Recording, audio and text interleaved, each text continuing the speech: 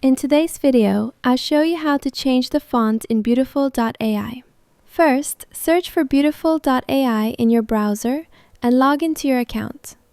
Once you're on the home page, select the presentation where you want to change the font. After opening the presentation, you'll be taken to the editing page. From here, click Theme at the top left, then select Edit Theme. Next, choose Typography. Here you can modify your header, title, and body fonts. Simply click your current font and choose a new one from the available options. As you select different fonts, you'll immediately see the changes on the right side, so you can preview how they look before applying them.